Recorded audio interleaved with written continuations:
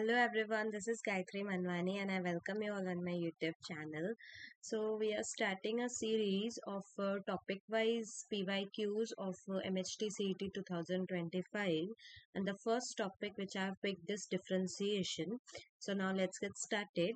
So हमारा first question है find derivative of square root of sin x plus again square root of sin x plus again square root of sin x and this continues till infinity. अब ये question पूछा गया था 2025 5th मई को. So now let's solve this. अब इसका मुझे derivative निकालना है और ये हो रहा है कंटिन्यू इन्फिनिटी तक. तो बच्चों अगर मान लो मैंने ये एक यहाँ से इसको रिमूव कर दिया, ठीक है, और मैं सिर्फ इसको देख रही हूँ sine X plus square root of sine X और ये इन्फिनिटी तक है. तो अगर मैं इसको देख नहीं रही हूँ तो ये भी हमारा बेसिकली क्या है, ये भी हमारा y ही है. तो इसको मैं ऐसा लिख सकती हूँ y equals to square root of sine X plus यहाँ पे इस पूरे टर्म को मैं लिखूंगी y. ठीक है, क्योंकि इन्फिनिटी में से एक साइन एक्स निकालने से हमें कुछ फर्क नहीं होगा. अब इसको कैसे सॉल्व करेंगे, इसका करेंगे हम square y square equal to sine X plus Y. Now let's apply rule of derivative. अब y स्क्वायर का डेरिवेटिव कैसे निकलता है, हम चेन रूल अप्लाई करेंगे.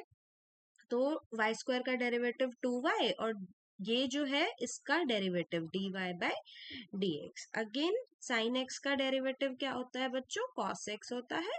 और यहाँ पे y का derivative again dy by dx. और ये ध्यान रखना है हम derivative instead of in spite of saying anything हमें derivative with respect to x देखना होता है. ठीक है, तो यहाँ पे हमें क्या मिल गया, 2y dy by D X equal to cos X plus D Y by D X. तो हम dy बाई डी एक्स के टर्म साथ में ले लेंगे.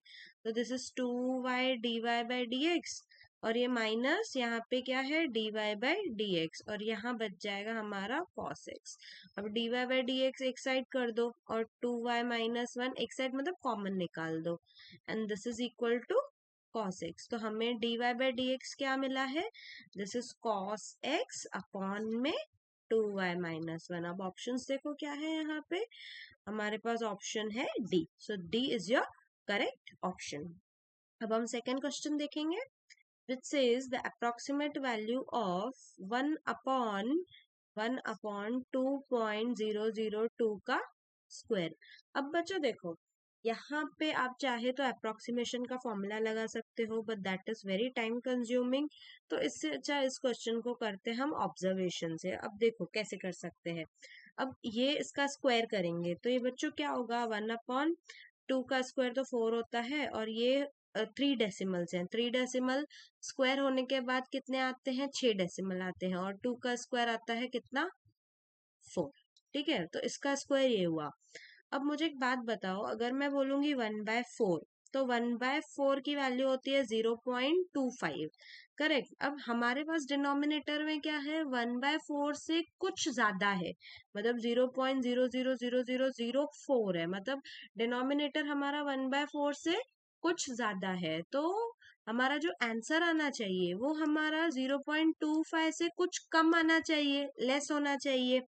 ठीक है, तो अभी कुछ कम मतलब एकदम थोड़ा सा ही कम होना चाहिए. तो अब ऑप्शंस देखो, यहाँ पे ये 2595 से ज्यादा है तो ये तो होगा नहीं. ये 2095 है, ये तो बहुत ज्यादा कम हो गया, ये भी नहीं होगा. ये 2392 होगा, ये भी बहुत ज्यादा कम हो गया, ये भी नहीं होगा. और यहाँ पे डिफरेंस देखो 0.25 में और 0.2495, this is very less difference. So judgement से, ऑब्जर्वेशन से हमारा ऑप्शन क्या आता है, ए ऑप्शन करेक्ट है. अगर आपको ये method, if you are not comfortable with observation and judgement तो you can use your approximation formula also but that is going to take so much time. ठीक है, तो try to do the things by observation, by formula and shortcuts. So thank you so much for watching this video and stay tuned for more such videos.